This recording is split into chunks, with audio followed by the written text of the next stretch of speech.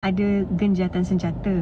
Tapi macam kita tahu, as expected, rasa Kak Ika pun dah pernah share kat korang, tipu helah daripada RJZ ini. Jadi akhirnya sekarang ini mereka telah pun saya boleh katakan mencabuli perjanjian itu. Mereka dah hantarkan bom, mereka melakukan serangan dan sekarang ni pintu Rafah ditutup. Tapi lepas tu beberapa minit, tak berapa lama kemudian dia kata pintu Rafah dibuka semula. So sekarang ni diorang, saya boleh katakan diorang sekarang dalam keadaan mental koyak. Kenapa saya cakap mental koyak? Masa kami dalam penjara, banyak kaitkan. Sebab saya rasa benda tu macam very close yang kita boleh nampak. Sebenarnya diorang tengah takut, diorang tengah gentar. Sebabkan apa? Satu dunia dah mula aware kejahatan RJZ ini.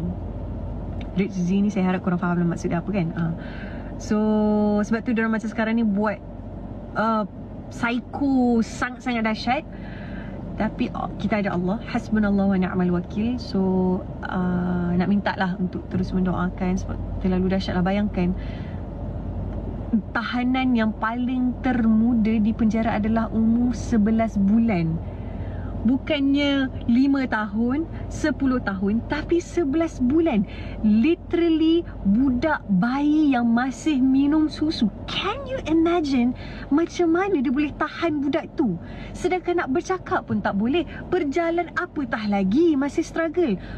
Benda ni yang dunia perlu tahu dan kita kena terus suarakan. Siapa yang ada berkemahiran bahasa Inggeris, tolong cakap dalam ataupun tulis dalam bahasa Inggeris. Siapa yang ada kemampuan edit video ni, buatlah edit yang powerful supaya benda tu reach kepada ramai orang. Sebab bila kita meneruskan gelombang huruf G dan juga P ni, benda tu jadi senjata kita sekarang. Senjata kita mungkin tak seperti mereka, tapi sekarang ni kita dapat tengok negara Isewil ni sangat takut dengan media sosial.